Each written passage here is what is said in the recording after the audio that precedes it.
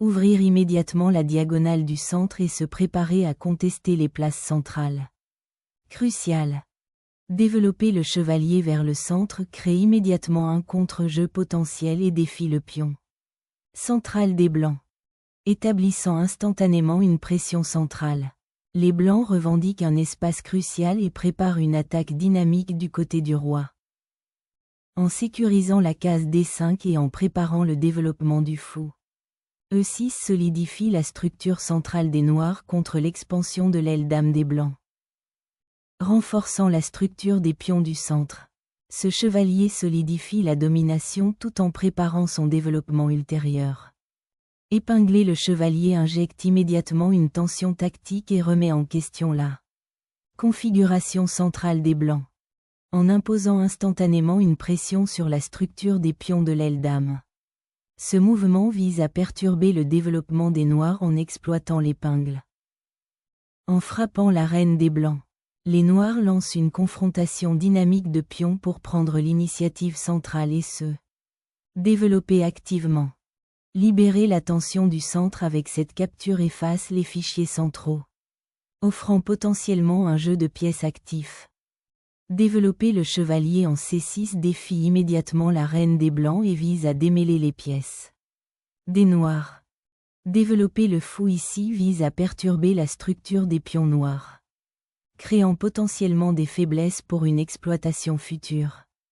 L'élimination du pion ouvre une diagonale pour le fou et libère la reine, mais simplifie également la position des blancs.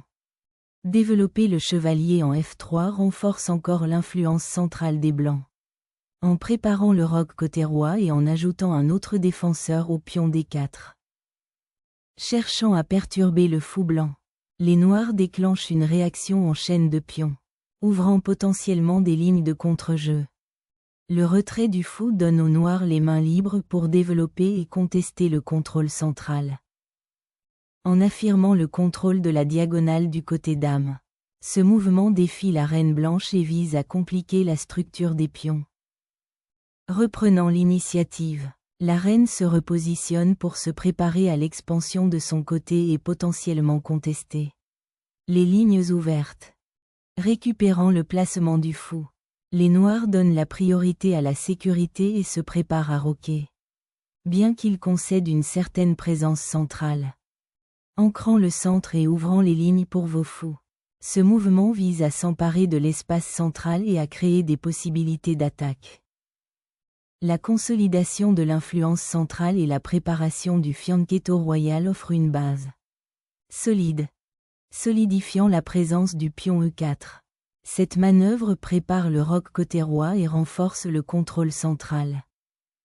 Sécuriser le monarque est primordial, initiant une phase cruciale de développement pour les pièces de l'aile reine.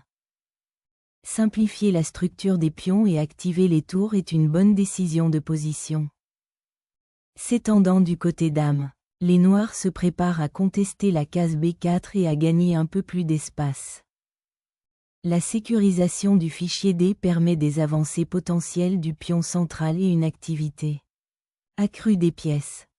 Solidifier la présence du fichier D avec la tour. Préparer des avancées potentielles ou des manœuvres défensives dans ce couloir central crucial. Se préparer à contester le fichier D avec des tours doublées.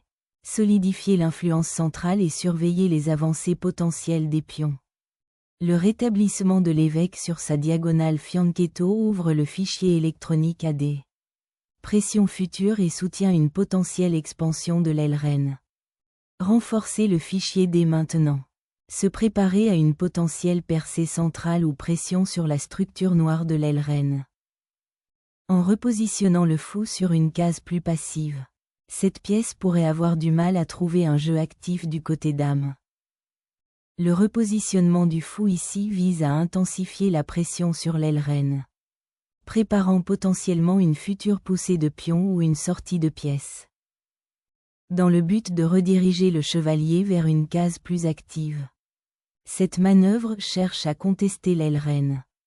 Soudain, la centralisation du chevalier ouvre des lignes et fait reculer la reine, obligeant les noirs à clarifier le rôle de leurs pièces.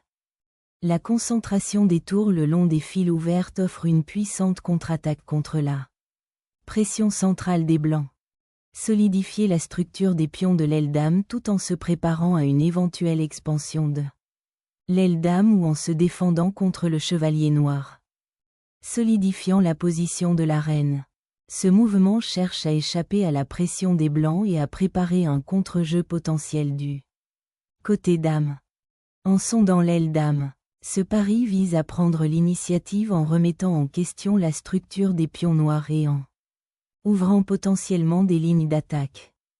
Soudain, le chevalier en C6 se retrouve enfermé, devenant potentiellement une cible pour les pions blancs qui avancent. Ouvrant la voie à la domination du fichier D, les blancs simplifient et visent à exploiter les faiblesses du pion C isolé. Accepter l'échange simplifie la structure des pions, créant une position plus ouverte pour que vos pièces puissent manœuvrer. Renforcer la chaîne de pions et empêcher l'infiltration du côté du roi commence ici.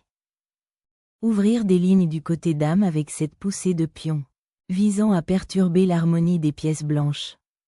Briser l'aile dame offre immédiatement de nouvelles avenues tactiques. Reprenant la construction de la chaîne de pions après l'échange, les noirs reprennent la présence centrale et ouvrent les lignes. Libérer le chevalier de son bouclier de pions ouvre un assaut direct sur la structure de l'aile dame. Des noirs. S'emparer du matériel avec la reine risque de l'isoler et de l'exposer aux pièces coordonnées des blancs. En exploitant le placement maladroit de la reine. Ce sacrifice de chevalier crée des lignes de force qui menacent un gain matériel immédiat et expose le roi noir. Réclamer cet évêque résout le déséquilibre matériel immédiat, ouvrant la voie à une lutte de position dynamique. Sacrifier le fou pour ouvrir des lignes pour les tours augmente considérablement les chances d'attaque contre le roi noir exposé. Sacrifier du matériel pour exposer l'abri du roi ennemi s'avère un pari audacieux dans cette position stratégique. Sacrifier la reine pour briser la structure des pions des noirs et sécuriser une file ouverte pour votre tour.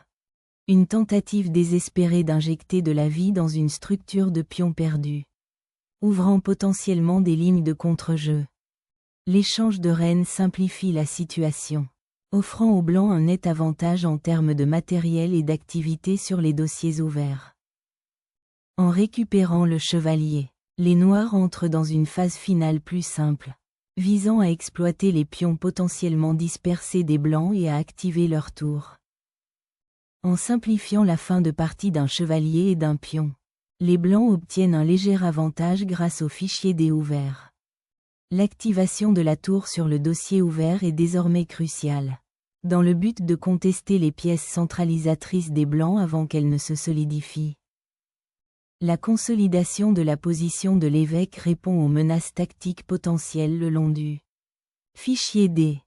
Le repositionnement du monarque vers le centre offre désormais de meilleures perspectives défensives et active son rôle potentiel dans la prochaine bataille de pions.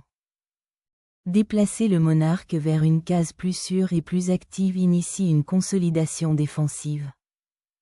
Éloigner le roi du dangereux fichier D permet de jouer un rôle plus actif dans la prochaine escarmouche de fin de partie des tours.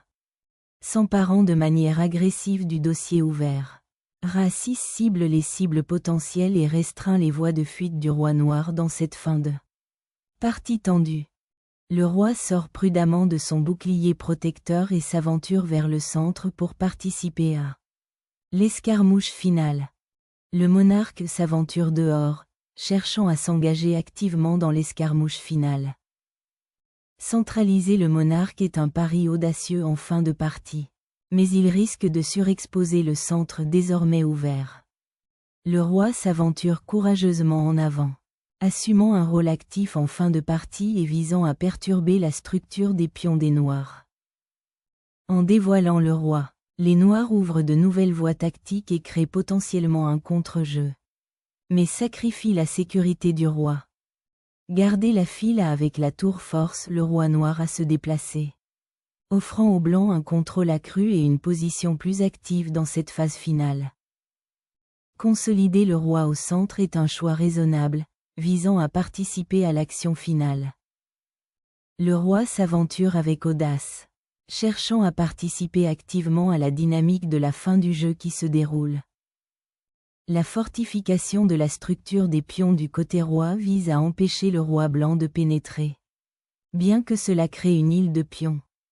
Forcer le roi noir à s'exposer davantage, créant potentiellement des faiblesses autour de son monarque exposé.